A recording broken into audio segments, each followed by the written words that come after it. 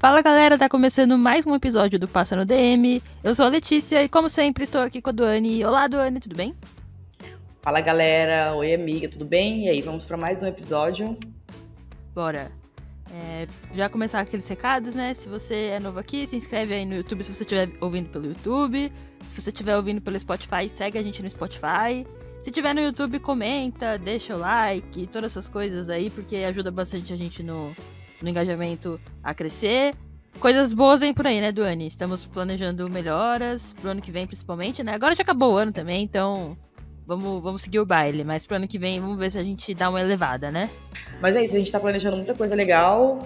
Obviamente que não é na velocidade que a gente gostaria, né? Porque, gente, quem quiser fazer Pix, pode fazer Pix. Mas a gente tá se organizando pra ver bastante coisa bacana, levando bem a sério mesmo o Passando DM. Acho que a gente sempre levou a sério, né? Mas a correria da vida era complicada, mas dessa vez a gente está dedicando muito mais tempo, muito mais a nossa cabeça também. Letícia tá trabalhando 7-0, coitada, mas é isso aí. Vamos. Quem sabe a gente já não ano que vem já começa a fazer em vídeo, que ajuda bastante. Então vamos aos pouquinhos melhorando. Então, bora pro episódio.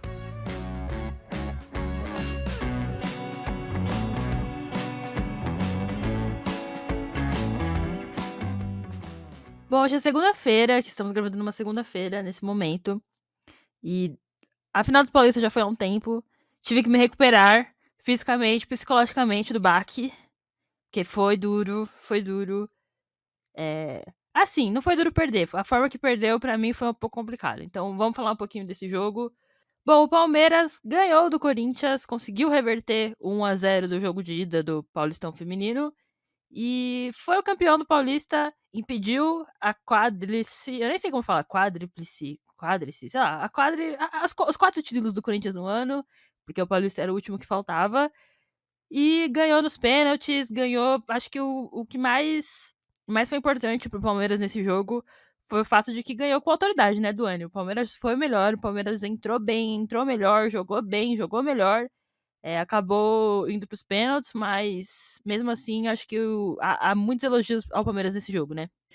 Com certeza. Eu acho que primeiro que queria fazer um asterisco aqui. Como vocês corintianos choram, né, gente? Pô, velho. Olha, o Corinthians ganha tudo, absolutamente tudo, o tempo inteiro. Aí perde um título, tava acontecendo um Armagedon lá no Twitter, mas né, assim, não debochando em nada, mas, gente, calma lá, né? Peraí também, Não, né? mas Assim, foi doído, Doni. Pra chato mim perder. doeu, cara. Não, sim, Eu não, achei e que eu ia sentir realmente, menos, eu achei que ia sentir menos. do jeito que foi, é que assim, realmente o Palmeiras tem muito mérito, e eu acho que a gente sempre fala do Palmeiras se descobrir enquanto time, acho que esse jogo foi bacana, sabe? Dessa questão da descoberta.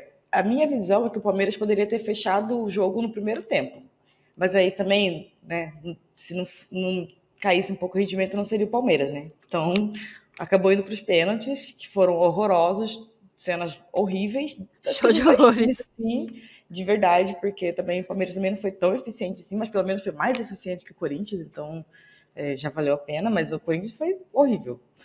E eu acho que o jogo, o primeiro tempo poderia ter sido resolvido ali, né? O Palmeiras poderia resolver no primeiro tempo. Não resolveu, né? No segundo tempo, o Corinthians parecia que ia ser o Corinthians que a gente conhece, assim, no geral, né? E o Palmeiras ia ser o Palmeiras que a gente conhece. E o Palmeiras de sempre, e que o Corinthians ia resolver em 2, 3 chegadas e ia acabar virando jogo. Não aconteceu, e eu fiquei feliz por isso. Não que eu estava torcendo pro Palmeiras, não é isso, não torço contra o Corinthians, mas eu acho que o primeiro tempo do Palmeiras tinha sido muito bom para elas perderem no tempo normal, sabe? Que fosse pros pênaltis, então, já que o segundo tempo estava sendo um pouco abaixo. E foi o que aconteceu. Então acho que ficou muito justo, assim, chegar e ir pros pênaltis. O Palmeiras poderia ter fechado o primeiro tempo, não foi eficiente, então no segundo tempo também não seria bacana se o Corinthians conseguisse rapidamente resolver e empatasse o jogo, que isso já daria o título para o Corinthians. E nos pênaltis foi realmente cenas lamentáveis, mas pelo menos o Palmeiras ganhou. Eu acho que premiou também. Eu acho que eu falo do trabalho no geral do Palmeiras, né? Meio que o Palmeiras já tinha vencido, já venceu a Libertadores, então assim, não é como o São Paulo que ainda está buscando essa situação, mas eu acho que para dar um fôlego a mais para o Palmeiras, né, para continuar no bom trabalho. Só que tem o trabalho do Palmeiras tem muito asterisco, né? Eu acho que isso que é o que deixa a gente meio assim de elogiar o Palmeiras, porque tem muito de asterisco assim, de questão de gestão, a gente fica tem que ficar pisando meio em ovos ali pra elogiar, porque, pô, bacana o Palmeiras, mas joga lá não sei onde. Não, mas troca de estádio. Não, mas treina em academia de rede. Então, legal o Palmeiras ganhar, mas tomara que a vitória faça com que o trabalho também de gestão melhore, né? Que consigam tratar o Palmeiras no nível que o Palmeiras está. O Palmeiras ganhou do Corinthians, que para mim não, para todo mundo, o melhor time de futebol feminino do Brasil. Ganhou com autoridade, jogou bem, tem ótimas jogadoras. E acho que para algumas jogadoras foi um pouco de resposta também, né? Que muita gente saiu do Corinthians porque não estava tendo espaço ali, É. foi pro Palmeiras, aí a torcida do Corinthians pegou um pouco no pé, normal, rivalidade. E também foi o momento das jogadoras mostrarem que elas tinham futebol. Eu acho que o Corinthians chegou num momento que tinha muita jogadora boa. E não tinha como todo mundo jogar. Então, uma hora ou outra, quem quer jogar bola, quem quer só ficar de boa ganhando título e. Tem gente que aceita, mas tinha muita Eu jogadora ia que quer aceitar. entrar em campo, né? É meu sonho. Pois é. Mas tinha jogadora que quer jogar, né? E foi o que aconteceu. Algumas saíram, foi pro Palmeiras. Mas acho que o ano do Corinthians nota 9,5 e o do Palmeiras nota 7.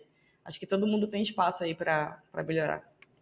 Eu acho que o mais importante pro Palmeiras, no caso, nesse título, é que esse título não seja um ponto fora da curva, né? Que não seja sei lá, assim, a exceção que confirma a regra, sabe? Porque é Uhum. óbvio, o Corinthians não vai ganhar tudo, é impossível um time ganhar tudo por tanto tempo. O Corinthians tá ganhando já o brasileiro há 6 anos consecutivos. Assim, isso é absurdo, é um negócio que não tem no Brasil, no futebol feminino, e inclusive no futebol masculino não tem precedente, né? É Uhum. uma hegemonia muito grande. Então, claro que o Corinthians vai perder um título ou outro, e eu acho que é importante pro Palmeiras nesse caso é isso, é não deixar que seja um ponto fora da curva e que ano que vem volte a ser o que era. E assim, esse ano eu tô sentindo que, acho que a gente já falou sobre isso aqui, o Palmeiras foi o time que mais apresentou problemas pro Corinthians esse ano de longe. Uhum. Então, foram 6 jogos entre os dois, 3 vitórias pra cada lado. Então você vê, o Palmeiras ganhou do Corinthians 3 vezes. Tem time que não ganhou do Corinthians 3 vezes desde a reativação. Se você for Sim, contar sim. 6, 7 anos, não tem um time que não ganhou 3 vezes do Corinthians. Então o Palmeiras Uhum. conseguiu ganhar 3 vezes do Corinthians esse ano. O Palmeiras conseguiu dar um calor no brasileiro, quase conseguiu levar a partida para os pênaltis também. E eu acho que o mais, assim, já começando a falar um pouco do jogo, o mais importante pro Palmeiras foi não ter medo do Corinthians. O Palmeiras entrou, engoliu o Corinthians taticamente, fisicamente. Acho que é importante falar que o Corinthians estava esfarelado, então, claro que isso faz diferença, mas não é desculpa. E o Palmeiras principalmente engoliu o Corinthians na vontade, né? O Corinthians parecia que estava entrando num jogo contra o Taubaté, primeira rodada do Paulista, e o Palmeiras entrou para jogar uma final de campeonato e ser campeão. Então, o primeiro tempo, o Palmeiras engoliu o Corinthians. E eu acho assim, eu acho que justiça seja feita. No primeiro jogo, o Corinthians também engoliu o Palmeiras no primeiro tempo. Foi a mesma situação.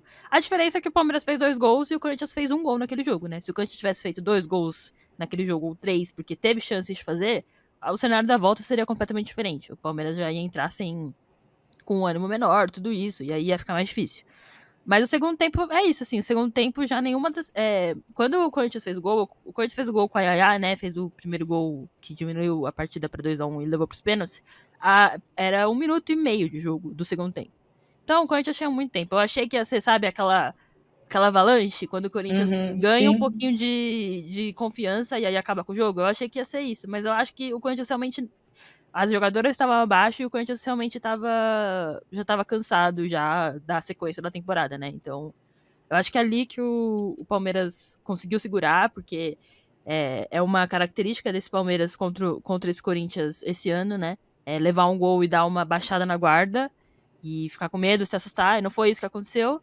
Então, no fim das contas, o Palmeiras conseguiu levar para os pênaltis, que, como você falou, o Palmeiras poderia ter resolvido já no tempo normal, não precisava ter passado por isso, mas também mostrou que estava mais preparado. O Corinthians não treinou, não é possível que tenha treinado pênaltis, cara. Elas erraram os 4, eu nunca vi isso. Eu nunca vi um time errar os 4 pênaltis, Foi velho. muito feio, muito feio. Muito feio porque você também olha pro Palmeiras que ganhou e também perdeu o pênalti. Então, Não, assim, foi realmente não, Dori, lamentável. não sei se eu te mostrei, né, o cara ou coroa. Naquele cara ou coroa, a Duda, ela tava, eu não sei, tipo assim, ela não estava ali.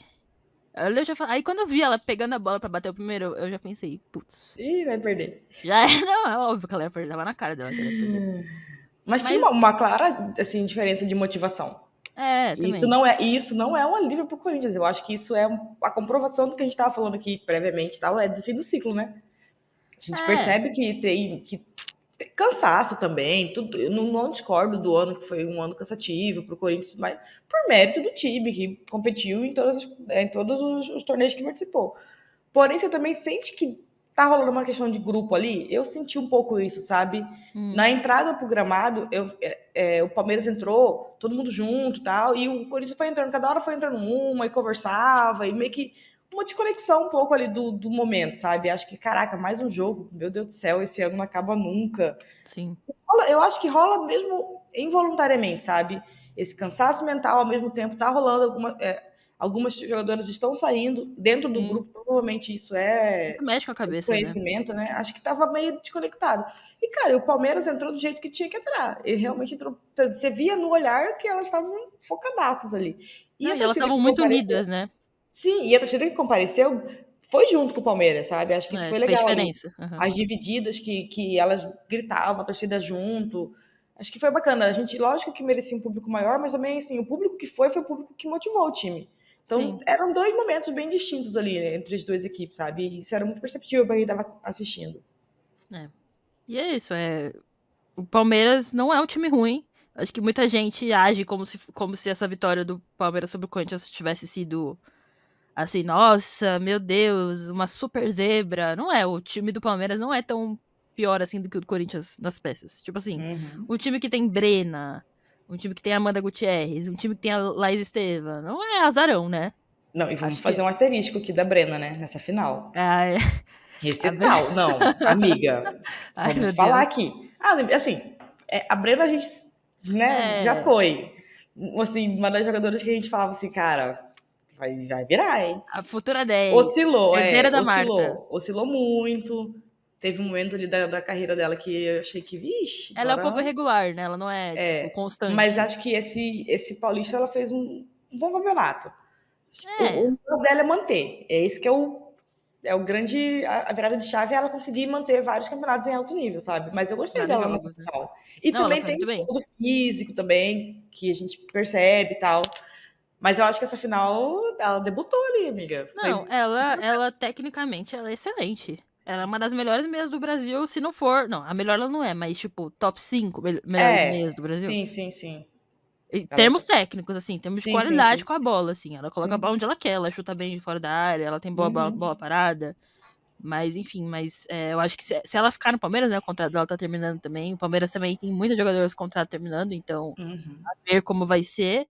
E eu acho que essa questão do contrato terminando foi motivações diferentes para os dois times. Assim, eu acho que o Corinthians, as jogadoras com o contrato terminando baixaram a guarda e as do Palmeiras falaram assim: não, meu, pode ser meu último jogo, vamos sair bem, sabe?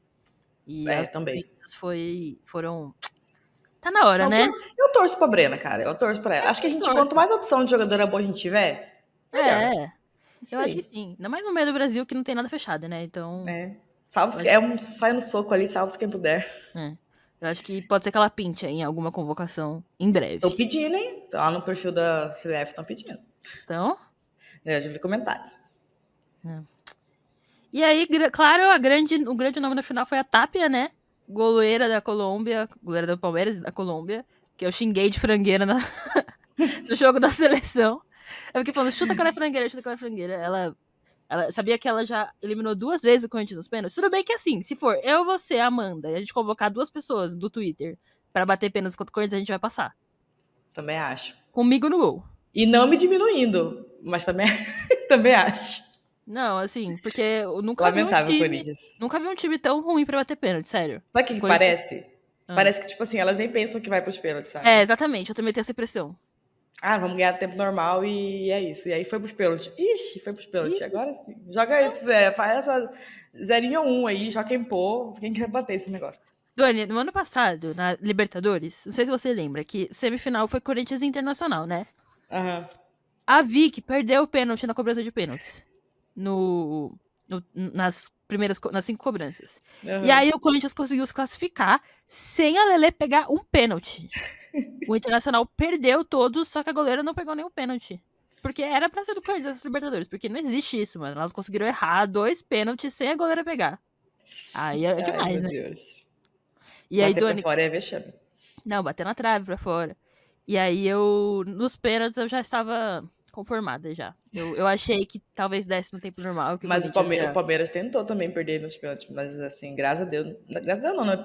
Ia ser muito feio, né? Todo mundo Perdeu só perdendo um, tudo, né? né? Não, É. não. Começou, tipo assim, É que começou primeiro bateu horrível. A Duda bateu. Assim, quando a Duda bateu, depois que ela bateu, eu xinguei ela tanto que eu proferi palavras que eu jamais proferi sobre ela, porque você sabe, Tadinha, né? que ela tá cansada, cara. Não, mas, meu, assim, tudo bem, a melhor jogadora do time tem que pegar a bola e bater. Concordo com isso. Você pode estar morta, mas ela foi e bateu. Beleza, só que eu achei que ela tinha batido muito mal, só que depois revendo eu vi que a Tapia foi muito bem também. Ela bateu a minha altura, não Não, muito no canto, eu achei que bateu. foi 50-50, sabe? Não achei É, que foi uma batida ruim, tão ruim não foi da péssima. Duda. Acho que foi meio a meio. Mérito É, de uma e também erro da outra. Tá sim. bom. E aí depois a Amanda Gutierrez perdeu também. Então, né, deu uma. É, E aí começou feio, foi o que eu falei, começou foi. E aí horrível. a Eudmila, ela bateu bem. Ela não bateu mal, só que pegou na trave. Aí ali acabou. Acabou o mental. Mas é isso, O acho que mental já agora. nem entrou em campo, né, amigo? O time já É, entrou com cara de corococó. Tipo verdade. assim, a cara das jogadoras era tipo, sei lá. Nem a Gabi Zanotti, que geralmente tá no pilhada, não tava também. É, É, não tinha jeito. E isso não tira o mérito do Palmeiras, entendeu? Porque às vezes o Corinthians com essa cara de tchongo-tchongo aí, de songas aí, não é é, jogo. E o Palmeiras falou, não, peraí, vamos aproveitar aqui, eu quero sim. ganhar, e pronto, acabou. Eu acho que agora o mais importante é a gente. É isso, a gente esperar o Palmeiras cada vez melhor, né? Porque o Palmeiras tem muito isso, né? Tem temporada, faz uma temporada muito boa, e na outra nem tanto. Eu acho que agora finalmente o Palmeiras tem um conjunto. Porque eu acho que há uns anos era muito assim, sabe, a Bia Zanerato, sabe, quando depende muito de momentos muito importantes ou muito bons de algumas jogadoras, não necessariamente a Bia, mas de outras também. Mas agora, assim, eu vejo que o Palmeiras não tem uma grande referência. Tem jogadoras excelentes, tipo a Brena, tipo a Laís, tipo a Amanda. Uhum. Esse ano teve um ano excelente e tá sendo convocada pra seleção merecidamente. Uma jogadora jovem com muito potencial. Mas assim, não tem uma craque, assim, sabe? Que o time é construído em cima dela e se ela tá num jogo abaixo, o time vai mal. Eu acho que o Corinthians tem muito mais isso do que o Palmeiras hoje. Acho que o Palmeiras é muito mais um time coletivo do que já Coletivo. foi. Sim. E muito mérito da Camila Orlando também, que é o primeiro ano dela, né? Ela tá num trabalho novo e tal. Então também tem que ter sequência. E também foi um título bom pra dar essa tranquilidade, né, pro Palmeiras, pra ter essa sequência. Então vamos ver como vai ser. A Leila foi eleita, né? Foi reeleita Eu presidente. queria fazer um asterisco. A Leila foi lá, né? Ai, a Leila é complicada. Eu Ela, quero elogiar, mas eu quero criticar. Eu não sei. você não achou um pouquinho too much ela levantar a Ah, taça? achei, né? Eu sempre acho too much, tipo, o dirigente tá ali na hora da. É, Tipo assim, ela ter ido, achei ótimo, é. bacana, legal. Tipo, valoriza, né, a modalidade. Mesmo colocando lá na caixa prego, mas valoriza a modalidade. Eu acho que assim, também essa questão, não dá pra só criticar a Leila, porque a gente sabe que teve vários pontos do jogo não ser no Allianz. Primeiramente, Sim, é. segurança, e que seria já meio que resolveria. Segundo, que também teve questão de TV. Então, assim, podia brigar. Eu Eu acho que acho que podia brigar, né? se dependesse Mas, puramente do Palmeiras, assim, o jogo seria no Allianz. mas assim, podia brigar? Poderia brigar, mas assim, às vezes também compensaria a treta sabendo que provavelmente não teria jeito mesmo. Então, tem várias questões, não passando por, mas acho que assim, o que eu falei lá do 50-50 do errar o pênalti da Tapa pegar, é a mesma coisa, eu acho que foi 50-50. Faltou um pouco de vontade? Faltou, mas também teve um pouco de culpa dos gestores, da questão da TV, da questão de segurança, então foi metade de metade. Mas aí ela vai lá, vai na final, valoriza? Valoriza, mas ela vai lá pegar a taça pra levantar? É a Acho que Leila, não né? precisava. Ela Tipo é. assim, Ela é assim. perfeição da Leila não dá pra esperar perfeição. Não. Mas Ela é a nossa anti-heroína. tem hora que ela, tipo, ela deu uma entrevista esse final de semana que, meu Jesus Cristo, eu preferi nem terminar de ler, sabe? Porque, Jesus amado. Mas assim, eu gosto quando ela fala sobre a parte de investimento no feminino, que não é desprezando, sabe? Eu acho Uhum. que esse é um ponto importante, porque ela, primeiro que ela é mulher, eu acho que assim, tem coisa que ela fala que eu discordo do feminino, mas ela não despreza a modalidade. Você não sente na palavra dela esse tipo, até porque também seria ridículo, né? Se ela, como mulher, desprezasse o futebol feminino. Mas ela fala ali do investimento, porque realmente ela fala, teve investimento, ela falou valores, né? 18 milhões, mais ou menos, e o Uhum. investimento trajetório. Mas a gente precisa que a torcida compareça e tal. E ela precisa colocar o jogo num lugar legal, né, Leila? Mas assim, você não sente um desprezo, mas você sente que ela ainda tem aquele pensamento do o feminino tem que dar retorno e tal, logo. Tem que dar Sim. retorno, E ela né? Mas só também. que um bom trabalho vai dar retorno. Não é uma coisa sozinha. Eu acho que ela também tem uma questão de. Ela vê como um produto, mas ela vê muito como um produto. É. Tipo, ela vê a parte boa de ser um produto que pode ser Uhum. rentável, mas ela ao mesmo tempo vê assim, como um produto, como se fosse vender curso, sabe? Uhum. Que tem que ter retorno Imediato. Uhum. logo. Ela sempre frisa É. a questão do retorno. Só que não é. Por exemplo, o Corinthians deu retorno. Se a gente for entrar nesse. Vamos lá. Mas demorou. Tudo bem, gente, mas não existe. A gente teve até uma discussão no Twitter. Preciso parar de discutir no Twitter, meu Deus do céu. Teve uma discussão no Twitter que o cara falou: mas se eu investi, o Galo investiu um ano no feminino e não deu retorno. Não existe nenhuma empresa que você vai investir em um ano e vai dar retorno. A não sei que seja lavagem de dinheiro, gente. Não existe. É. Ou se você já investir 5 milhões de uma Não, vez. até nesse tipo de caso, se não for um bom produto, também vai perder os 5, né, amiga? Mas o que eu falo é o seguinte: É. não existe você investir um ano e voltar. Demora um pouco, né, para você estabelecer. Até para estabelecer a relação com a torcida, né? Porque o que vai fazer o time feminino dar lucro? É título, lógico, e é bilheteria, venda de camisa e por aí. Então, Patrocínio. patrocínio. Então, se você não tem uma torcida engajada, e torcedor, você não engaja ele de um dia pro outro, né? Você precisa de um tempo. Tipo, a torcida do Corinthians não foi lá no primeiro ano, nem no segundo, nem no terceiro que amarrou. Não. Agora tá É. amarrada, agora você tem uma galera que tá ali e vai consumir. Então não é um trabalho a longo prazo, né? Mas também, pô, o Corinthians teve um superávit absurdo no feminino. Se você for. É isso que a galera tem que entender. Mas esse valor comparado com o masculino é pequeno. Tá, mas e comparado com, sei lá, com a natação do clube? E com o basquete? Eu acho que esse é o Sim. ponto. Igual o futebol masculino, não vai existir lucro, margem de lucro. Não tem como. O futebol masculino no mundo é o esporte mais popular. Agora, compara com outras modalidades do clube. Qual consegue ter um superávit igual o Corinthians teve? De mais de, acho que deu 8 milhões de reais, não deu? De lucro, de dinheiro limpo.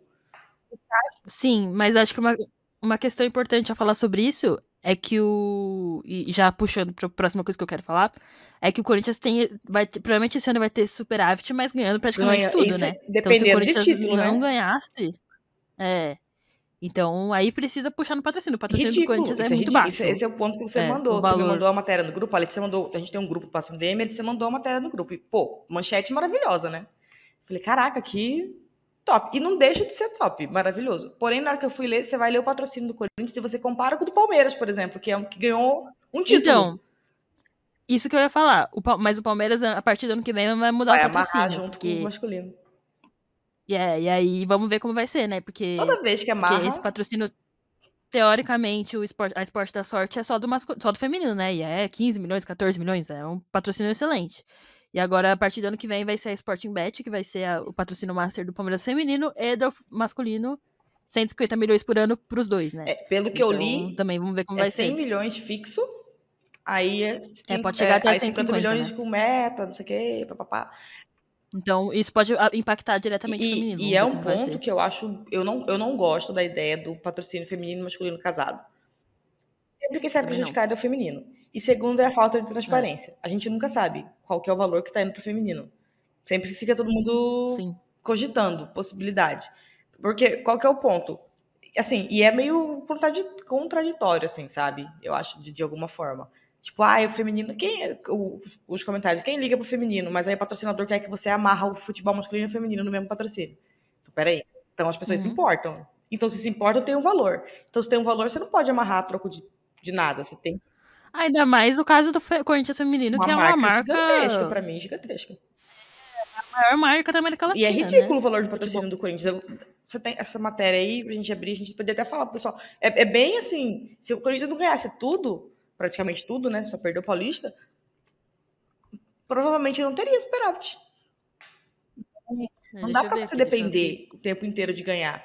E não dá para o Corinthians ter um patrocínio menor que o Palmeiras. E não é ser só menor do que o Palmeiras, é muito menor do que o Palmeiras. Não cadê o trabalho da equipe de marketing? Cadê o trabalho da É. comunicação? Cadê o trabalho do. Aqui, ó, matéria do Central do Timão, que o Corinthians vai fechar a temporada com arrecadação superior a 26 milhões. Então, ó, segundo a central do Timão aqui, a maior premiação foi a Libertadores, né? Então só ganhar a Libertadores o Corinthians já ganhou 11 milhões de reais. Aí tem a bilheteria, que foi excelente também, 5 milhões, 20 jogos como mandante. Patrocínio até maio, 3,8 Que milhões de isso, reais. gente? É Ah, muito isso é pouco, ridículo. nem 4 milhões de Ridículo, reais. ridículo. E aí tem a venda da Tarciane, que ninguém sabe pra onde foi o dinheiro. Então, 2,59 milhões. E premiações de brasileiro, o Paulista, que ficou em segundo, né? E a Supercopa. E é isso. Vamos ver como vai ser o patrocínio. Gente. O Corinthians precisa melhorar o patrocínio e vamos ver como vai ficar a questão do Palmeiras.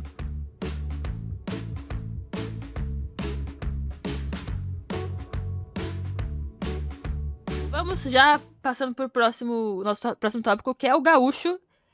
O Inter até tentou no jogo de volta, mas o jogo de ida, o Grêmio jogou super bem.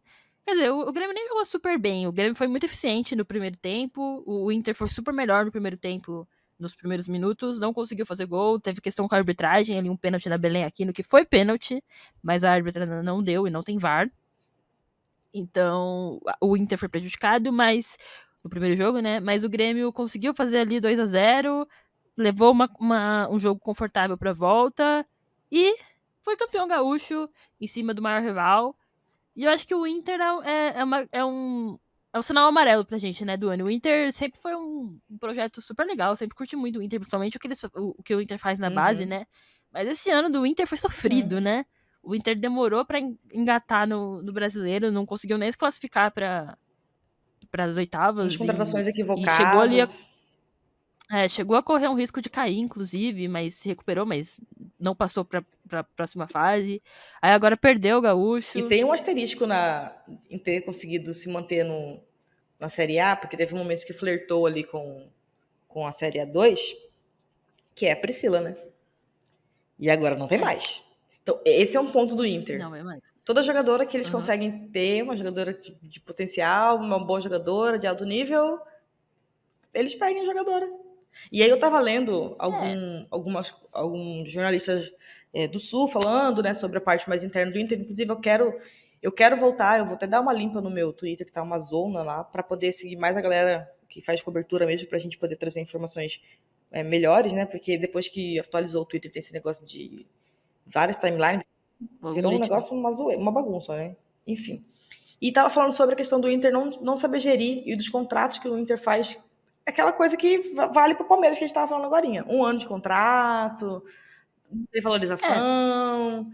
Então, e agora os outros times lançando contratos maiores para jogadoras. Eu li, inclusive, falando da Isa Haas, que Uhum. justamente não foi questão de valor, né?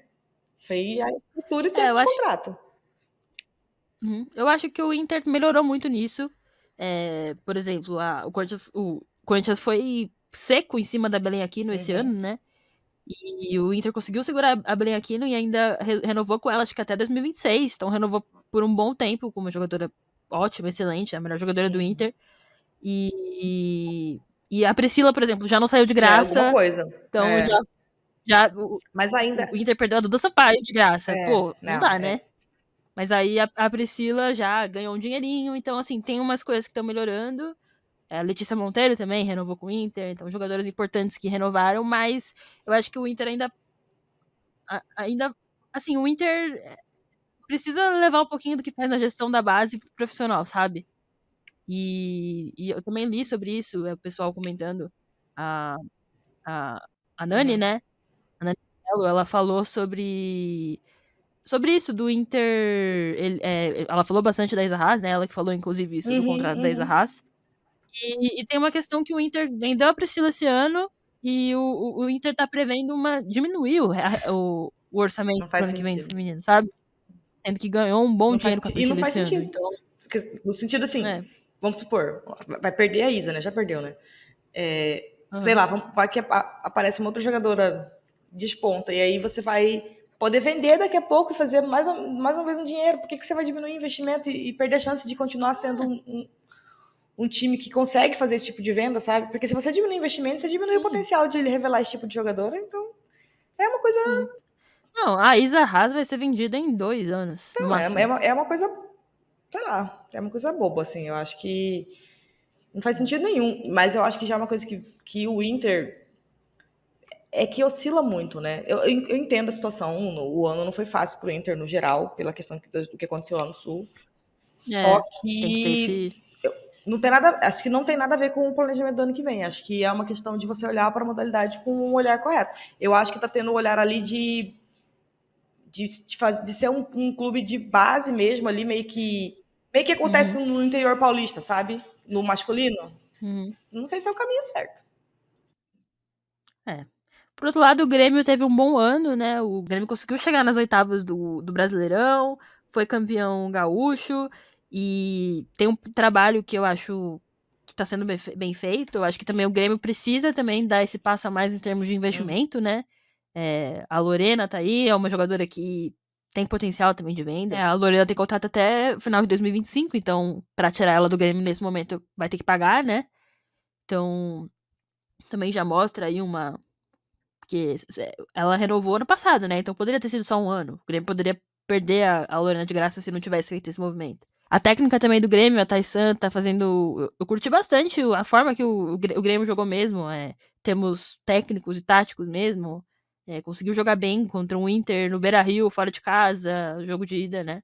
E aí o jogo só de volta só administrou mesmo, foi 1-1. Então, também o Grêmio é outro time que eu gostaria, porque a gente precisa, né? A gente precisa que os times de fora de São Paulo evoluam, porque senão o Brasileirão vai ser o Campeonato Paulista quanto tempo já? Já ano passado já foi, esse ano já foi. A gente precisa que os times do Rio, os times de Minas, o Cruzeiro tá investido bem, os times do Sul, principalmente os times do Nordeste também, né? Por exemplo, agora o esporte, o masculino vai voltar pra Série A, então 5 times do Nordeste na Série tomara A do que. masculino, acho que precisa disso É, também no feminino. tomara que puxe o investimento Sim. também. O esporte já foi um time que Então. teve que. Pô, quem lembra? Praticamente o sub-20 inteiro do Brasil tava lá no esporte e de repente, É, pum, acabou. Não vai ter mais. sim. Tomara que voltem essa atenção. Mas a gente torce sempre pros times Eu de acho fora de São Paulo, né? Acho que é isso que a galera. A gente torce, né? Aqui não sim. acontece, mas a gente tá torcendo. No fim das contas, a gente também torce pelo bom Sim, trabalho, sim. né? Então, a gente precisa que os times tenham uma continuidade mesmo, porque fazer um ano bom e depois sumir é bem mais fácil do que ter uma continuidade como a Ferroviária tem, que é muito difícil, cara. A Ferroviária é um time do interior de São Paulo, que não, o time masculino agora que tá começando a crescer graças à SAF. Então, é É. isso. A gente precisa de trabalhos diferentes, né? Não sei se o Cruzeiro vai ser esse. Na verdade, vencendo, né? É, Mas não vai dar pro vencendo, Cruzeiro. mas precisa de E não vai dar pro resultado, né? Cruzeiro ser tipo. Só ele fora de São Paulo, né? A gente torce pro outro. E tem potencial. Financeiramente, o Flamengo poderia estar aí, mas aí tecnicamente não tem, né? Então não é Outro só questão de papo. grana, é questão de realmente fazer um bom trabalho. E a gente torce pro Grêmio, torce pro Sim. Inter, pro Flamengo. O Fluminense, na época, também tinha um trabalho de base bacana, né? A Sim, Tarciane, e né? aí por aí vai. O que acontece é que realmente, como você falou, não tem essa continuidade, aí é complicado. Sim. Bom, agora já mudando de assunto, bora falar da NWSL? Bora. A Marta finalmente ganhou a NWSL. Ela já tinha ganho a WPS, né? Outra liga, mas essa liga morreu e aí criou a NWSL. A Marta estava desde 2017 no Orlando Pride e tava só tomando taca, só tristeza, tanto pra ela quanto pro Pride. Mas esse ano o Pride, assim, virou o Lyon do nada. Melhor. Acho que foi a melhor temporada regular da história de um time na NWSL. E precisava. Precisava, né, concretizar com o título pra ter esse gostinho. E conseguiu. O Pride venceu o Spirit no sábado, num jogo meio modorrento, né? O jogo foi meio. Mas. Foi bem jogo de final, né? Aquele nervosismo, aquele jogo truncado. Mas conseguiu. Teve um leve empurrãozinho da Angelina, né, Duane? Pra ganhar. Pra mim, nada, pra mim, nada. Segue jogo, segue jogo. E o Pride conseguiu ganhar e foi campeão. E a Marta, sem comentários, né, Duane? A Marta é a Marta. Ai, foi sensacional, amiga. Não, e a mãe dela no estádio, né? Ai, Aham. gente, que coisa linda, coisa linda. Primeiro que assim, eu já nem tinha me ligado que tinha 8 anos que ela tava ali, né? Esperando, tentando ganhar esse título. Segundo que o Pride era chacota. Assim, gente, vamos falar a verdade aqui. Quando o Pride nasceu, e não era nem por questão de atleta, tinha até times bacanas, cara. Chegou até Alex Morgan com a Marta, mas Alex assim, não sei o Morgan, que acontecia. Leroux, Ali Krieger, Ashley Pois é, Harris. mas era um time, não sei o que acontecia, era muito feio de ver, horroroso, e sempre passava vergonha. E esse ano realmente, aí também fez barba, cabelo e bigode, né? Jogou bem. Eu acho que o jogo da final foi realmente bem chatinho, bem. Depois que o Pride fez o gol, então o Pride só se defendeu, ficou lá atrás e, tipo, a bola vinha, era bico pro mato. Eu acho que tava assim, 15 minutos de segundo tempo e elas dando bicão como se já tivesse aos 45, né? Mas assim, o importante é que no final deu tudo certo, a Marta foi campeã, tiveram cenas maravilhosas da Dona Teresa chorando, aquela coisa toda. Todo mundo correndo pra cima da Marta, eu e Letícia no grupo do WhatsApp, Letícia puxando, falando, nossa, se fosse na Olimpíada, aí já começou a dar depressão, Já mas viram tudo aquele velório bem, já. vida que segue. Não, mas foi muito bonito. Eu acho que a NWSL precisa de uma melhora estética, sabe? A crise Eu acho que já estética. melhorou o troféu, porque, assim, era muito feio. Era muito, muito, muito, muito, muito feio. Muito feio. Já melhorou o troféu, mas ainda acho que precisa de uma melhor estética, sabe? Tipo, Uhum. a festa ali da entrega do troféu foi muito. É, parecia a Cidinha Modas, né? Tava muito Parecia a feio Cidinha o Modas. negócio. E, assim, não só esteticamente falando também, mas a entrega, tipo, cada hora subir uma pessoa aleatória e tipo, pega o troféu e toma. Uma coisa meio, sei lá. É, não, Enfim, é acho a que falta estética uma. americana. Eles são muito tosquinhos, né? Mas a parte de esteticamente falando, eles são melhores que isso. Eles fazem coisas mais. Com os artifícios e tal. Acho que É. faltou. Mas fora isso, é o que eu falo muito dentro da WSL. A gente sempre conversa sobre o nível do futebol, né? Mas o nível do gramado, putz, cara, é complicado porque eu acho que, por exemplo, que tem times do Brasil que tem potencial de jogar melhor que alguns times da NWSL, mas aí os pastos que a gente joga aqui, É. difícil, né? É complicado. E lá teve uma evolução clara. A gente saiu de ter jogo na pracinha para ter jogo É, no estádio no, que foi feito só no para o time Parque do feminino. Ibirapuera. Então demorou também, né? Vamos fazer esse asterisco aqui. Não É, foi de um dia para o demorou. outro.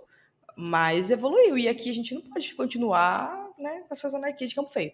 Dito isso, sobre a Marta, eu acho que ela vai pintar no Corinthians. Será? Esse ano eu não Certo, tá? sei. Não sei se esse ano, mas assim, eu acho que eu sinto nela que tá no grande finale ali mesmo, sabe? Será? Nossa, não fala Eu isso, acho, Dani. não, mas eu acho mesmo. Eu acho que a Marta tá vivendo um momento que ela tá curtindo o futebol, sabe? Uhum. Eu acho que, ai, se tivesse sido ouro na Olimpíada seria perfeito, mas enfim. Mas eu É. acho Ai, que não, não fala disso, por favor. Assunto ela delicado. tá vivendo esse momento, sabe? A mãe dela ter ido, frio, 5 tocas, 17 casacos, 5 meia no pé. Mas. E aí eu acho que esse. Se ela. Eu não sei se vir pro Corinthians é o ideal, sabe? Sendo sincera, assim, porque o Corinthians é um time que gera rejeição. Então. Mas acho que ela tem que viver esse momento no Brasil de novo, porque às vezes eu fico pensando se a Marta tivesse nascido, sei lá, 10 anos depois do que ela nasceu. Acho que as Cinco pessoas anos já seria diferente, ó. Acho que as pessoas não. Tem muita gente que não entende o tamanho da Marta. É. Porque o momento que ela foi lá em 2007, que para mim ali não tinha o que falar, era muito absurda, muita gente não viu, né? E não tinha o alcance que tem hoje, sabe? Mas eu acho que pelo menos lá nos Estados Unidos ela tem. Eu acho que Tem. esse tratamento do nível que ela merece. Mas às vezes eu fico pensando, né, delirando aqui na minha cabeça, meu Deus, se a Marta tivesse nascido um pouquinho depois tipo, porque as pessoas hoje vê a Alexia, Uhum. a Ti e A tal. Mas, Care. ai, meu Deus, a Care. Mas e não entendem o tamanho da Marta, porque assim, é meio que o Pelé mesmo, né? Se a gente for pegar pra falar, né? Não tem com quem comparar, a não ser com o Pelé mesmo. Tipo, até a questão do momento que foi. Porque você pega um compilado do Pelé, você fica, cara. Aí entra, mas era um pedreiro, não interessa. Ele também poderia ter sido um pedreiro, e não foi. Uhum. Então, e você pega um compilado da Marta e você fica, meu Deus, sabe? Tipo, Sim. a Marta de 2007 jogando hoje seria, cara, meu Deus, seria absurda. Não teria nenhuma perto, sabe? Uhum. Nem raspando, nem nada. Então, eu fico pensando às vezes, mas eu acho que ela tá vivendo, ela merece viver esses momentos também no Brasil, sabe? Porque aqui também melhorou muito. Tá longe do ideal. Mas, pô, se ela jogar na Neoquímica com 40 mil pessoas, um jogo de time, né? Acho que esse é o ponto. Por seleção, ela já viveu isso no Brasil, no PAN, mas tipo, eu falo por time, Uhum. né? E Talvez o time do coração? É, o time do coração. Então, acho que tem É. várias questões aí, sabe? Talvez, assim, se o Vasco fosse um time. Se o Vasco fosse, É. se o Vasco. Calma, se o Vasco fosse um time melhor, um momento tivesse melhor, tanto financeiramente, tudo mais, masculino, feminino, seria legal ela voltar no Vasco. É, acho que ela até ia preferir, inclusive. É, mas só que É, não não, tem não condição. dá. E aí é foda. Mas é isso, foi muito bacana assistir, sabe? 11 horas da noite, um joguinho mequetrefe, mas pela Marta, eu dou minha vida. Pela mais da minha vida. E eu acho que o problema da NWSL, na real, é que as jogadoras tem jogadora muito ruim, né? Eu falei pra Duane, se a Duda Zapata tivesse nascido no Texas e não em Minas Gerais, ela era titular em 8 times, pelo menos. Porque tem jogadoras ruins, mas é muito competitivo. Então, tipo, Uhum, todos os jogos são competitivos, sabe? Não é tipo no Brasil, por exemplo, que tem um jogo Corinthians e, sei lá, Realidade Jovem, sabe? Que é 15 a uhum, 0. Não tem isso uhum, na WSL. Então, eu acho que em nível de competitividade de mental, de, sabe, esse negócio de, meu, eu preciso ser a melhor jogadora possível todos os jogos porque não tem margem. uhum, Eu acho que isso é muito, muito importante a gente ver pela Angelina, né? O quanto a Angelina desenvolveu esse ano foi um negócio, assim, bizarro. Ela foi de reserva de um time qualquer pra uma das melhores jogadoras em campo contra a Espanha, sabe? No uhum, melhor jogo da história da seleção Da história não, né? Mas o melhor jogo há 15 anos. uhum, Então, a gente vê pelo nível de evolução dela mesmo. A gente que já via potencial nela, eu pelo menos vejo como ela conseguiu encontrar, assim, o ápice técnico dela nesse momento, né? E uhum, muito graças a isso, graças ao nível de competitividade que ela tá se colocando. Então, a gente uhum. tem, claro, todas as nossas questões com a NWSL e já foi pior, né? Já. Mas eu acho que eu vejo como um nível de competitividade excelente, físico e mental, e muito mais do que técnico, né? Porque técnico existem Uhum, muitas questões ainda, e táticas principalmente, porque às vezes é meio Deus nos acuda, né? Mas é isso, eu acho que as brasileiras da NWSL e do Orlando, principalmente a Adriana, a Rafaele, né? Que não jogou muito porque se machucou, mas a uhum. Angelina e a Marta tiveram papéis Cresceram muito. essenciais. E a Luana, né? Claro que temos que falar dela, que Nossa, que ano. ela Foi merece muito. tudo de bom, merece esse título, merece tudo que tem acontecido recentemente. Ela tá melhor, ela é. E a gente espera que ela volte a treinar bem, né? Porque ela, mais que tudo, ela é craque, né? Sim. Então, Não, e que bom que foi. Assim, você vê, tipo, o Orlando teve um grande finale de muita coisa, né? uhum. Acho que foi meio Marta. mágico mesmo o ano ali mesmo. Tipo, teve uma coisa além, né? É. Então, Graças a, para. tipo assim, graças a Deus que a Luana conseguiu se recuperar e que acho que isso é coisa, tipo, além de futebol, além de tudo. Uhum. Foi muito bonito, acho que foi muito especial. E o ambiente que ela tava, o ambiente que o time tava, eu acho que isso tava reverberando no olhar das jogadoras, assim. A gente Tava todo via mundo que. muito afim, né? E aí, essa boa energia foi pra Luana também, foi pra tudo. Acho que isso você vê, essa questão. Eu acredito muito nessas coisas, sabe? De boas vibrações, de pensamentos positivos. E deu tudo certo dentro de campo, e principalmente, e graças a Deus, fora de campo também. Então, foi meio mágico mesmo o ano ali, sabe? Foi meio filme da Disney. É. O fim, né? Esse encerramento, porque a Luana teve um ano difícil.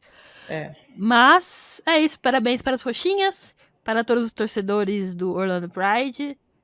Agora vamos ter que aguentar Angelina e Adriana de ressaca na quinta-feira, no jogo contra a Austrália. Mas por um bom motivo, só mais 2 jogos, pelo amor de Deus, esse ano tá Ninguém aguenta acabando. mais. Deus, chega, acaba. Bom, então continuando, agora a gente já falou de Paulistão, já falamos de Gaúcho, já falamos da NWSL, então para encerrar esse episódio de hoje, a gente vai falar da seleção brasileira feminina que vai enfrentar a Austrália, vão ser os 2 últimos amistosos desse ano, a última data FIFA de 2024. Então os 2 jogos vão ser na Austrália, o primeiro vai ser na quinta, dia 28, às 7 da manhã aqui no Brasil, e o segundo vai ser no domingo, às 5h45 da manhã. Os 2 jogos vão ser transmitidos pela Sport TV. E para falar um pouquinho da Austrália e do Brasil, a gente vai receber um convidado muito especial, que é o Bruno Mioto. Ele manja bastante aí de futebol asiático, e a Austrália, por mais que não seja asiática, faz parte do futebol asiático. E ele vai ajudar a gente aqui a destrinchar um pouco. E aí, Bruno, tudo bem? Tudo bem, gente? Letícia, Duane. Hoje nós vamos falar das Matildas, que é uma das grandes seleções hoje do futebol asiático, por mais que vocês falaram que por muito tempo jogou na Oceania, mas hoje faz parte do quadro da AFC. Vamos falar bastante desses amistosos. Já começando a falar que eu sou torcedor da seleção japonesa, da Nadeshiko, mas eu tenho um carinho muito grande para as Matildas.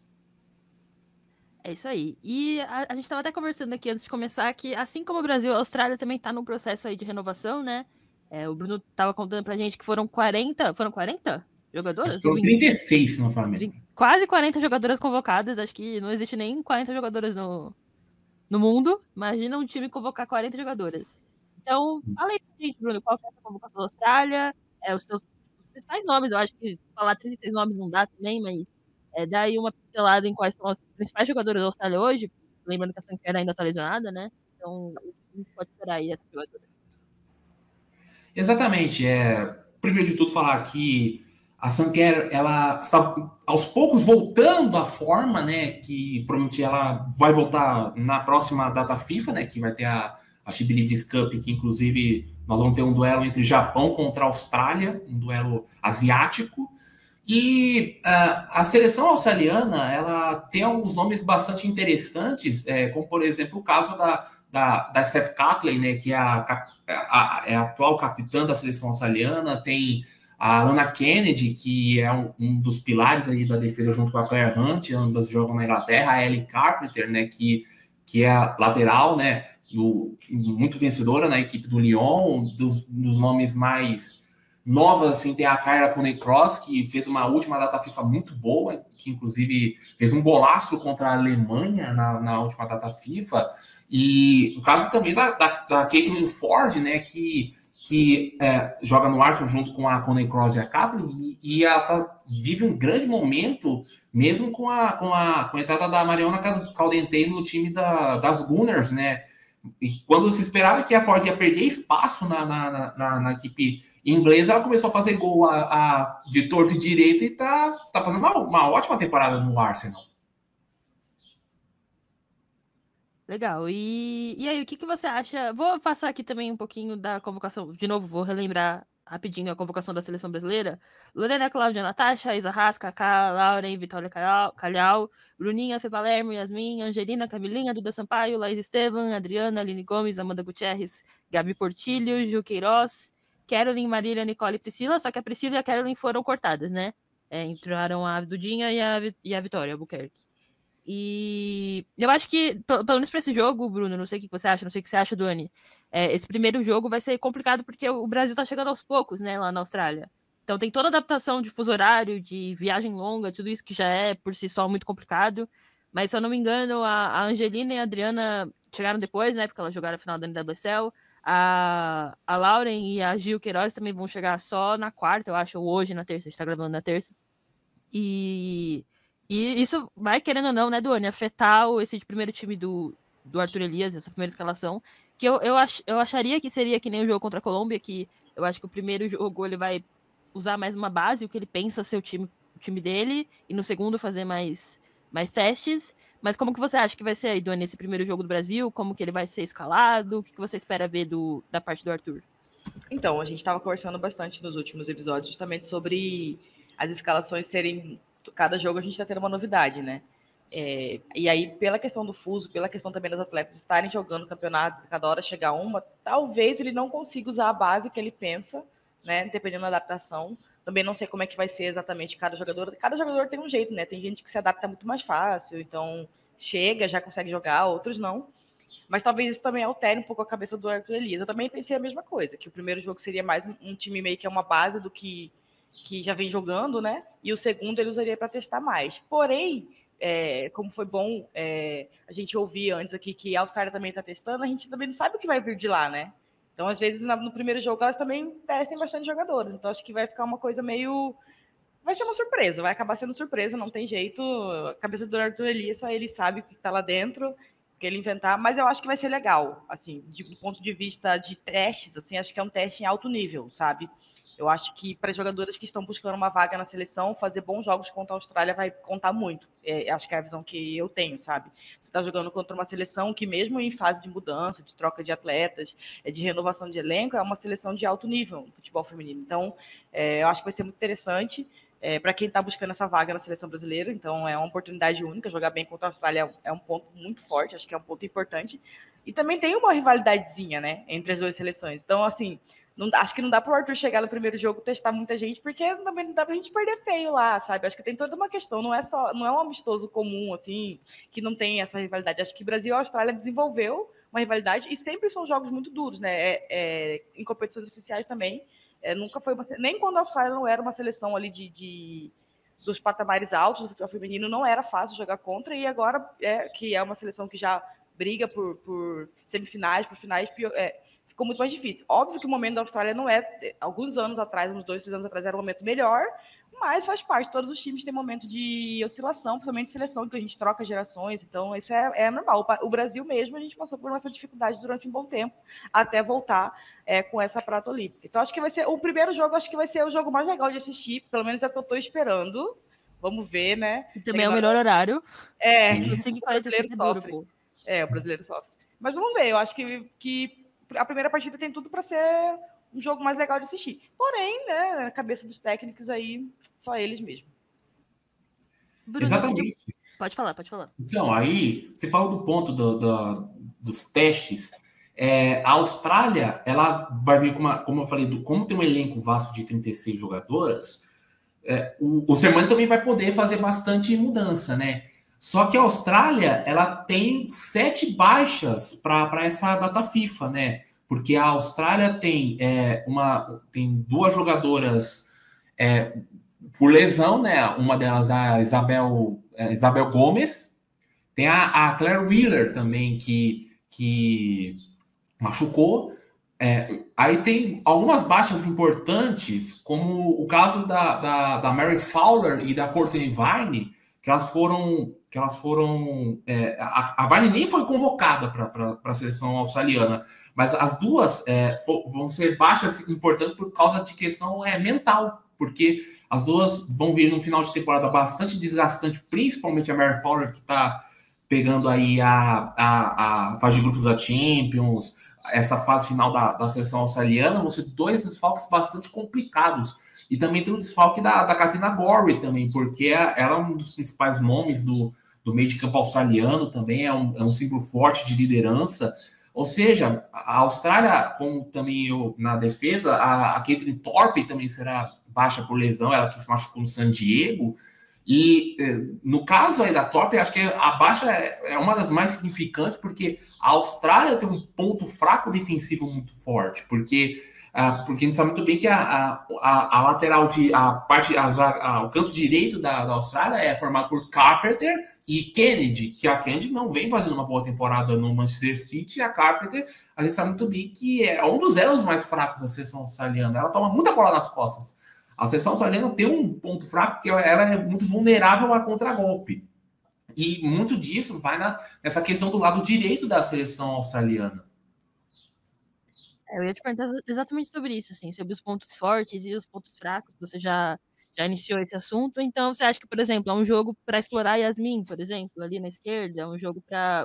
Qual você acha que é o caminho para o Brasil, tanto na parte positiva, né, o que o Corinthians, desculpa, tô com isso na cabeça, tanto quanto o Brasil, o que o Brasil pode fazer de positivo para explorar as fragilidades da Austrália, e também o que o Brasil precisa ficar de olho nos pontos fortes delas? Bom, tem o caso aí, por exemplo, da Duda Sampaio, que foi chamada, e o João Paredes Estevam. Eu acabei vendo o jogo contra a Colômbia, eu achei que o Brasil melhorou na questão do meio, porque é uma questão que eu sempre pedia. O meio do Brasil precisa criar muito, precisa criar. Aí junta com essa questão aí do meio de campo, né, com também a Kellen, que pode ter sido chamada também, a Adriana e a Gil Queiroz. Eu acho que essa parte aí da transição do meio para o ataque vai ser muito importante, porque vai vir tudo principalmente nesse lado direito, né? Que é a questão da Carpenter e da Kennedy.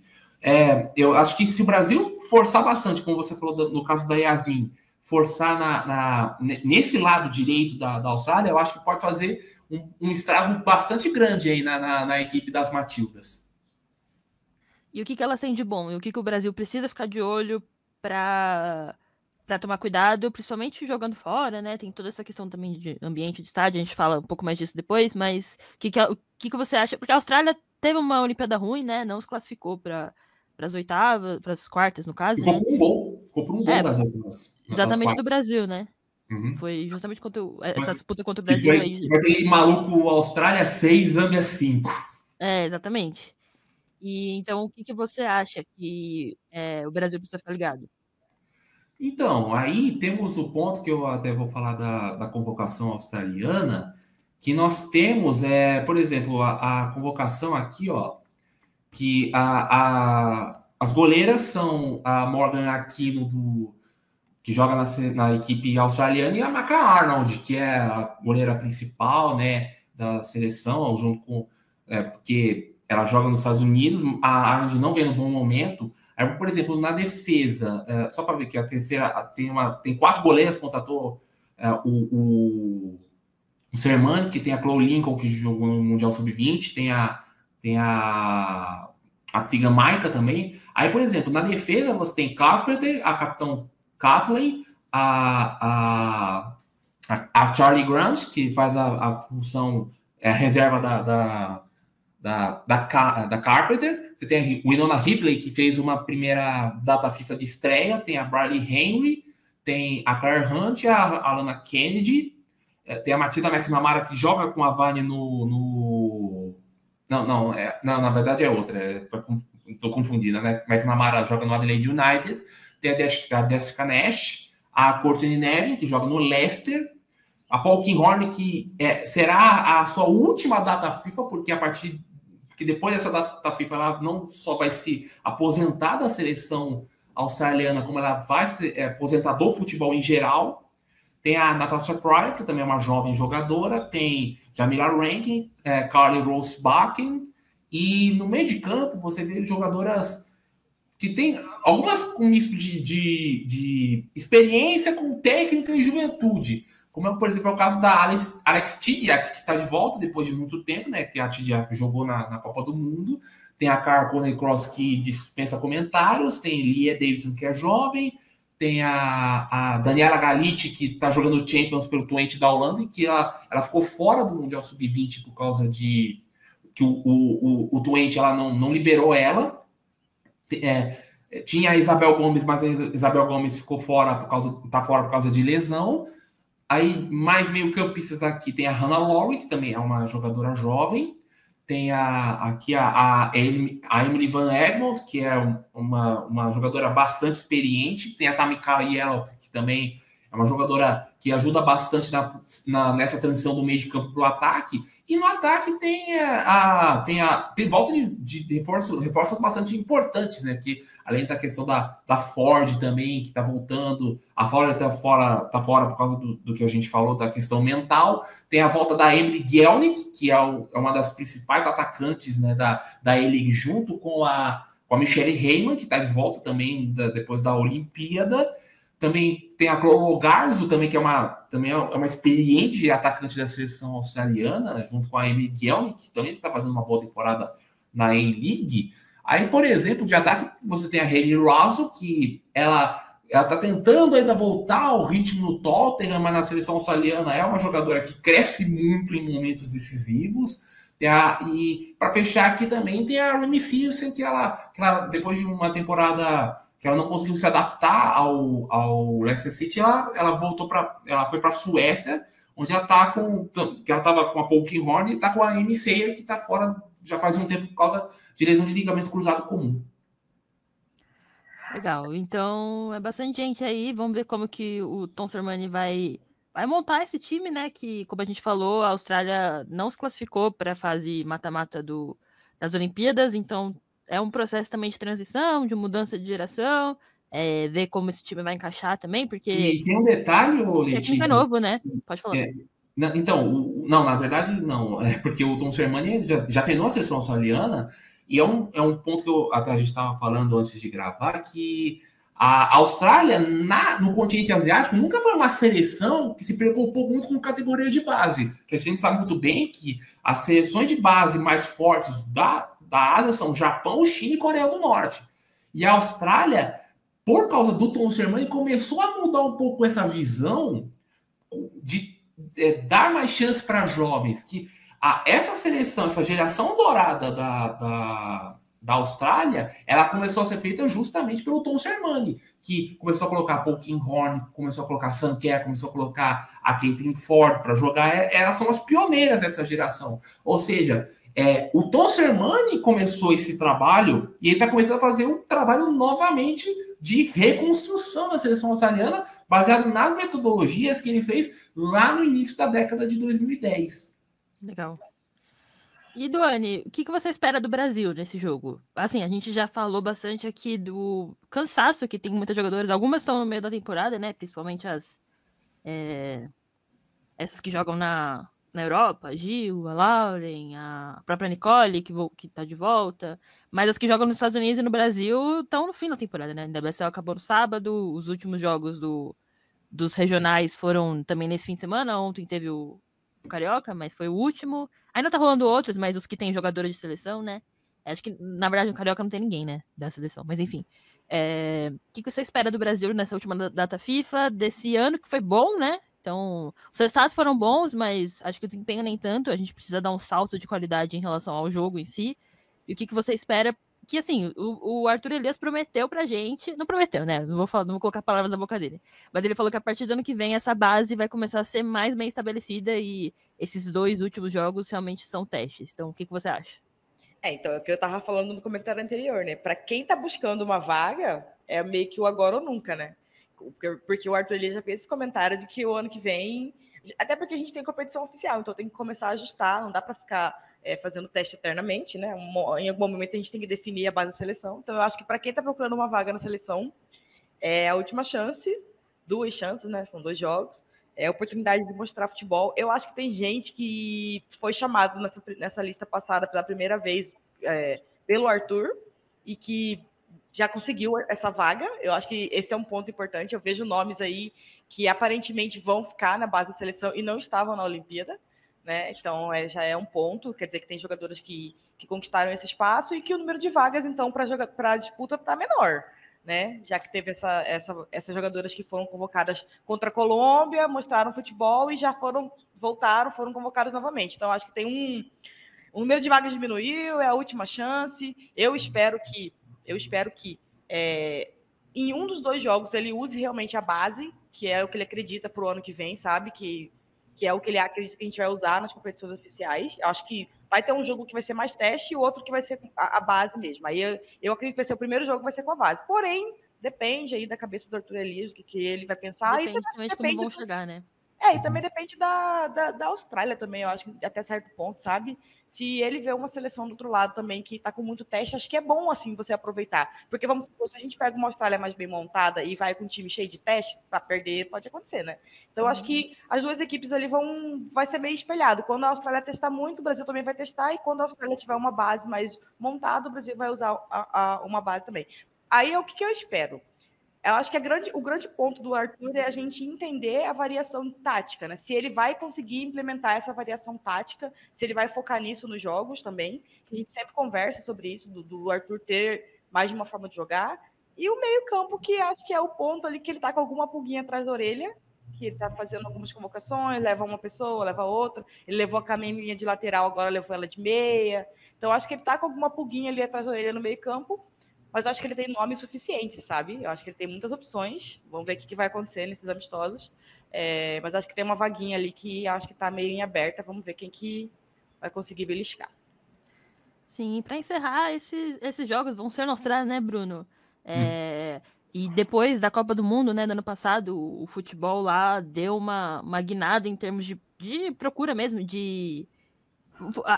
a média, né, de público foi excelente. É um país que o futebol não é o primeiro esporte, né? Então, existem várias questões. E como você acha que vai ser o clima no estádio? Você acha que vai estar cheio? Você tem alguma informação sobre isso? Então, a tendência lá é que os ingressos todos sejam vendidos já. E tem um ponto que você falou bastante importante, porque realmente, o futebol na Austrália não é tão popular assim como, por exemplo, o cricket, o rugby, entre outros.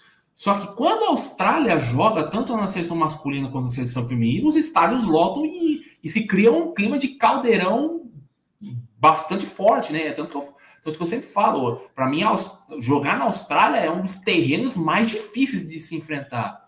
E sobre a seleção feminina, tem esse crescimento todo, até a própria Federação Australiana chama isso como o Legado 2023, é um projeto que eles têm lá de popularização do futebol feminino, aumento do investimento nas categorias de base, na própria liga. A liga está melhorando a cada dia, tanto que a gente vê, por exemplo, os times australianos sendo mais competitivos em competições asiáticas, até por causa da criação nova da Liga dos Campeões da Ásia. E tem um fato bastante importante também, que a Austrália, daqui 2 anos, vai sediar a próxima Copa da Ásia Feminina. E isso vai ser talvez pode ser um ponto-chave até maior do que a própria Copa do Mundo, porque, primeiro, a Austrália vai voltar a receber um torneio importante de futebol feminino. Segundo, vai ter Sanquer de volta.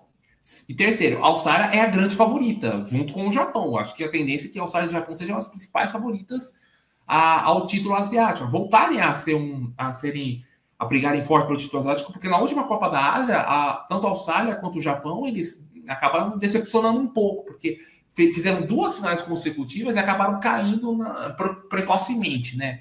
Mas, no caso da Austrália, eu vejo que o caminho está sendo feito, só que eu acho que precisaria de um pouco mais de experiência, um pouco mais competições sendo jogadas na Austrália para a gente ver o tamanho do impacto que o futebol feminino está gerando na Austrália. Porque, por exemplo, as Matildas, por exemplo, lá em 2023, viraram, por exemplo, a palavra mais visada e mais procurada nas redes sociais do futebol australiano, né, do país em si. A campanha publicitária das Matildas ganhou na Copa do Mundo, virou referência mundial, até inclusive ganhar prêmios importantes no famoso mundial, no famoso festival Leão de Ouro de Cannes. Ou seja, é um exemplo, não só no futebol feminino, mas na questão da cultura do próprio futebol, esse investimento que a Austrália está fazendo e que eu espero no futuro que isso não só será importante para o futebol feminino na Austrália, mas como também para o futebol feminino asiático. Porque essa década de 2010, após o título mundial do Japão, a gente viu uma queda um pouco grande na força do futebol feminino asiático, que já foi voltada com essa evolução, não só da própria seleção australiana com essa campanha histórica, mas também por causa da campanha do Japão na Copa do Mundo. Essa ressurreição do futebol feminino asiático é muito bom para a questão de fazer esse contrabalanço do mundo em si, que a gente está vendo muito um mundo mais globalizado do futebol feminino, mas principalmente visado na Europa. Ou seja, o futebol asiático, que sempre foi potência mundial nisso aí, tem muito a ganhar com essa evolução da Austrália, com essa ressurreição do futebol feminino japonês, e principalmente que isso sirva de lição também para as outras seleções asiáticas começarem também a crescer no cenário internacional. Legal, e também lembrando que a Olimpíada, né, em 2032 vai ser na Austrália, então Sim. um ciclo completo aí para a Austrália de Copa do Mundo Asiática, de Copa, como chama? Copa da Ásia Feminina. Copa da Ásia Feminina, isso. e da própria Olimpíada, que vai ser em Brisbane, né? Em Brisbane. E tem um detalhe bastante importante que eu até esqueci de falar. A partir do próximo ciclo, o futebol asiático feminino vai mudar completamente, porque nós teremos as eliminatórias próprias da Ásia para a Copa do Mundo. Ou seja, legal. Antes a gente tinha a Copa da Ásia dando vaga para a Copa do Mundo. Agora vai ser eliminatórias próprias. Que nem a Copa América, né? Exatamente. Vai ser como é a eliminatória masculina, né? Vão ser eliminatórias próprias. As eliminatórias olímpicas a partir de Los Angeles e Brisbane também vai mudar. Não vai ser aquele formato esquisito de 2 jogos de volta baseado em campanha. Vão ser 3 grupos de 4. Na verdade são 2, são 2 grupos de 4, com o primeiro de cada grupo classificando, e isso é muito importante para que o continente asiático fique mais competitivo a cada dia. Legal, então vamos torcer aí, porque quanto mais times competitivos tiverem, melhor pra gente, né? Quer dizer, talvez não, talvez seja melhor que todo mundo seja ruim pra gente ganhar alguma coisa, pelo amor de Deus. Mas enfim. Mas é isso, muito obrigada, Bruno. Valeu aqui por trazer seus conhecimentos sobre futebol australiano, futebol asiático. E a gente espera que sejam 2 bons jogos, que a Austrália, principalmente, seja um adversário que seja bom pro Brasil, né? Que o Brasil possa se desenvolver. E essa questão, tomara que o estádio seja cheio, porque também ajuda as jogadoras, né, a criar esse ambiente. E é isso, muito obrigada mesmo por participar aqui com a gente. Prazer é todo meu, depois que nós combinamos bastante, né, de eu aparecer aqui nesse episódio, finalmente esse dia chegou, né, e nos vemos aí para analisar esses jogos aí, e que a questão do futebol asiático, eu sempre falo isso, futebol asiático no feminino, como é potência mundial, eu sempre defino o futebol asiático como 3 partes agora. O antes, o futuro e o depois. O antes, o presente e o agora, o futuro. Porque a gente vê, por exemplo, nos anos 90, a gente vê Suen sendo vice-campeão do mundo e sendo uma artilheira como poucos nós vimos. Na década de 2010, nós tivemos Roma Sawa no Japão, que foi campeã, foi capitã, fez gol em final e virou a maior jogadora feminina da Ásia. E agora nós vemos o Sanker, que levou o futebol feminino asiático para um patamar nunca antes visto. Porque a questão a gente via poucas jogadoras asiáticas jogando na Europa. Agora com gente como Sanker, com Yui Hasegawa, entre outras, chegando, mais jogadoras asiáticas vão para a Europa para ganhar experiência e, quem sabe, serem essas referências, não só no cenário asiático, como também no cenário mundial. Beleza, então vamos aguardar aí também a volta da Sanker, que vai ser... a gente não falou sobre isso, né, Duane? A Sanker vai ser mamãe. Pois você viu que fofo? Que momento fofo, eu achei muito fofo. Muito fofo. Aliás, tá um momento... Fiquei emocionado com isso. Fofo, né? Tá um momento fofo. Eu vi que a Marta falou alguma coisa também ali meio... Assim, não deve já dando uma indireta ali. Sim. É isso aí, coisa fofa, coisa fofa.